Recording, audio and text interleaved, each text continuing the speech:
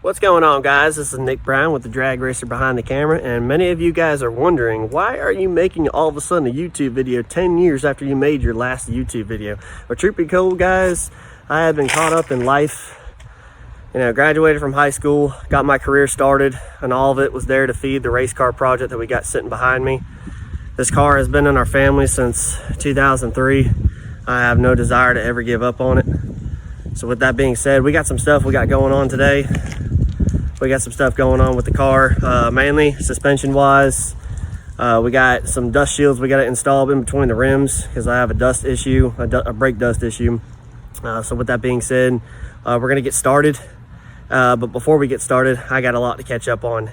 So yes, it's been about 10 years since I've actually made a video here on YouTube, and the new YouTube channel's name is called The Drag Racer Behind the Camera. And my desire to take this YouTube channel is to take it above and beyond and make it one of the best YouTube channels I've ever made or I've ever done on YouTube, because I've actually done a couple YouTube channels. But this is my YouTube channel. I get to do whatever I want. And with that being said, we got the Camaro behind us. We'll go ahead and we'll walk right on over there. It's been a while. It's been 10 years, guys. So that being said, we got a lot going on today. All right, guys, I got the Camaro right in front of me. A lot of you guys are probably wondering, was there a big block sitting in between the frame rails? When the last time you guys seen a video of it on YouTube, there was actually a small block sitting in it. So that being said, over the past 10 years that I have not been making YouTube, we've been doing some stuff to the car. We put a 496 big block in it. It was a hell of a transition. We took out the original interior on the car. I know a lot of you guys are probably going to want to shoot me for just saying that. But this car is more of a chassis car, more of a drag car than anything. And we put all aluminum interior in it. Go ahead and open the door up for you guys. So with that being said, it's all aluminum. Driver's seat, shifter. I still got the cheetah shifter in there, and our new K&R wiring set. Gauges. Got a disconnectable, removable steering wheel, and a fire extinguisher. I plan on upgrading the firing system. It was sort of kind of an agreement that happened between me and a couple friends of mine. We were going to add fire extinguisher systems to these cars to make them a little bit safer. I've been running 590s to 6.0s and bracket racing with this car. So with that being said, there's definitely a video coming up. Guys, there's definitely a video coming up about the car. It's just today, I've got a lot I need to do to this car to get it ready for the 2026 drag race season. Mostly, we race out of Gainesville Raceway, and we do race up at SGMP, South Georgia Motorsports Park. We do race down in Orlando, and we do race down in Bradenton. I'm going to try to get down to Bradenton this year. It's a 4-hour drive from my house. It's a bit of a haul. And Orlando and SGMP are about 2.5 hours either way. Gainesville's about an hour. So with that being said, most of the footage is going to be filmed out of Gainesville. So with that being said, I know I've probably said that about 10 times already. We're going to go ahead and we're going to get started on the car today. So, all right, so what we got going on with the car today, I've been having this issue.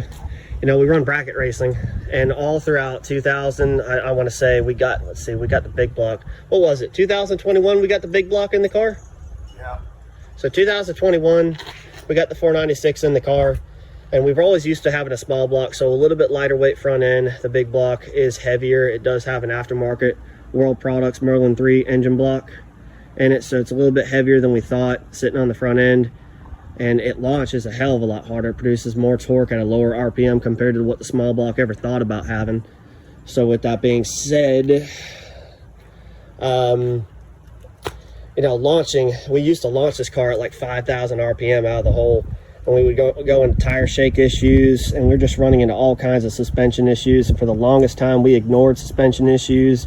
We always thought, okay, it may have been tire issues, not running the right air pressure, doing everything other than worrying about the suspension, not making the proper suspension adjustments. Well, thankfully, I grew to my senses. I think it was about mid last year, I finally decided, screw it. We're going to go ahead and we're going to go ahead and throw a set of shocks on here, because up under the car, I'm going to get up under here. We have strange engineering shocks under here that lasted.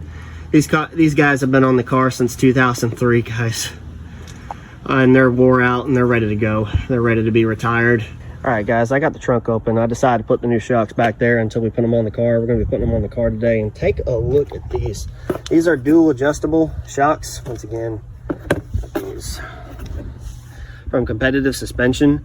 And believe it or not, when I unboxed these shocks, I actually thought that they were single adjustable, but come to find out, this is your valve on the bottom for adjusting compression. And then up top, it has a collar on it. This little collar right here, guys, I'm trying to do this with one hand. You can adjust this collar to adjust your rebound on the shaft. So these are probably the nicest set of shocks that'll ever be on this car. For now, we're just gonna do the rear on the car, okay? And then later on, we'll move to the front. So with that being said, let's go ahead and let's get started, guys. We gotta pop these rear wheels off.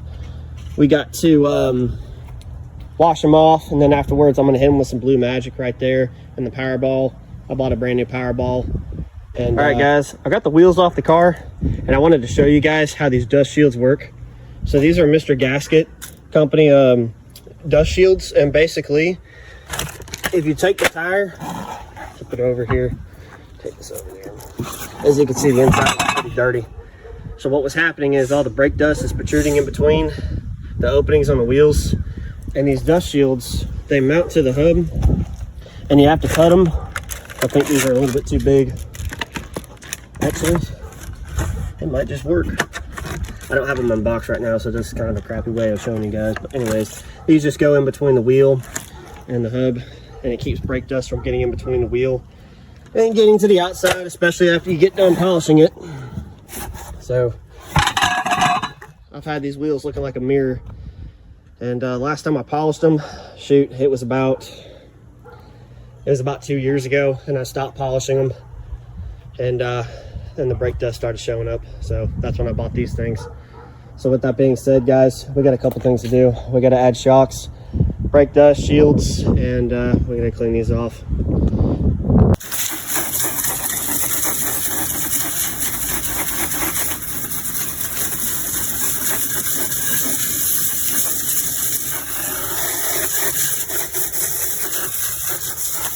All right, guys, we're under the car right now. I just wanted to show you, this is just one of the reasons why I'm replacing these shocks. Up under here, this is to adjust your compression and rebound. It doesn't have a collar on the top of it. This is an older Strange Engineering shock, and I'm not trying to disrespect anybody, not trying to disrespect Strange Engineering. They're a good company, don't get me wrong, but I can't even turn these valves, barely turn these valves. I mean, it's just not gonna work out. So with that being said, I'm glad we're getting these things replaced. Also, on a side note of things, you see my inner roll bar back there. We had this welded up about 3 months ago. Shout out to Melvin Horn over at Extreme Fabrication for welding this up for me. He does a really good job, and he's mainly going to be doing a lot of our chassis work. And there's some other stuff at the front of the car up in the engine bay I need to be talking about.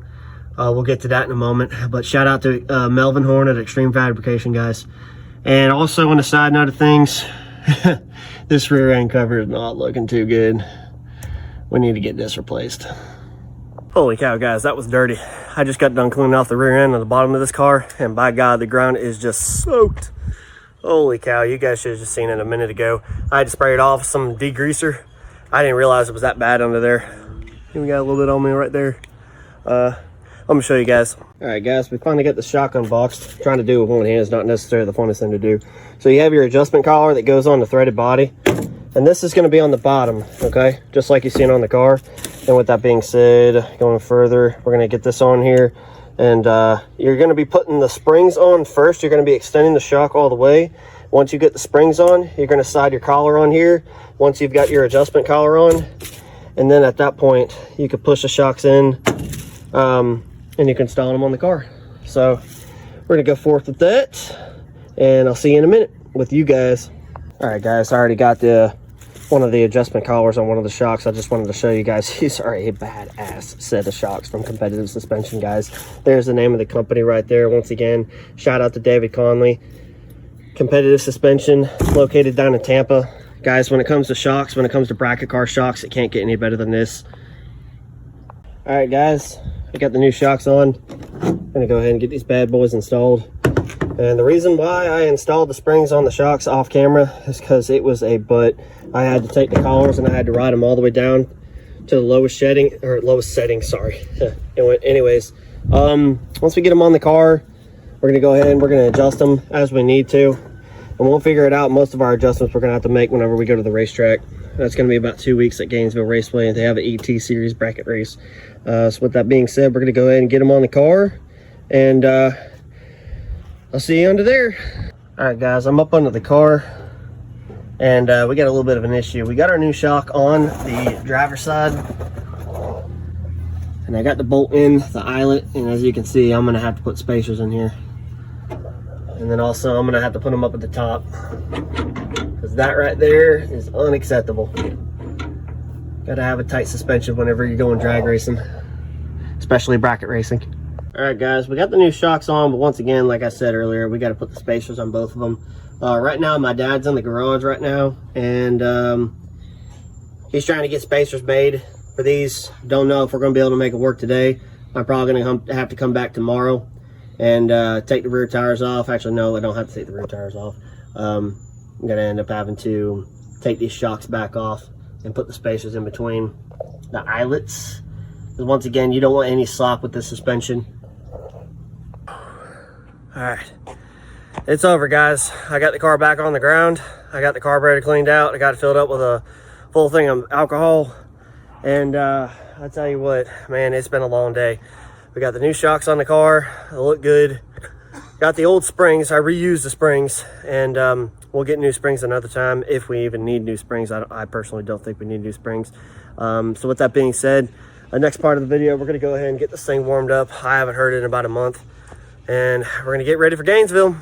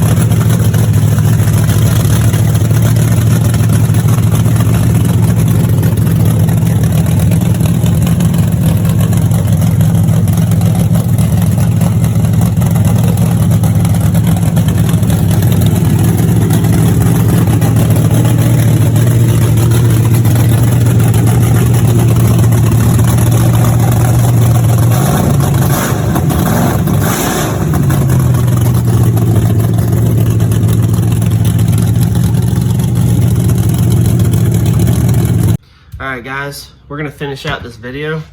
All right, and let's see. We installed new shocks on the car.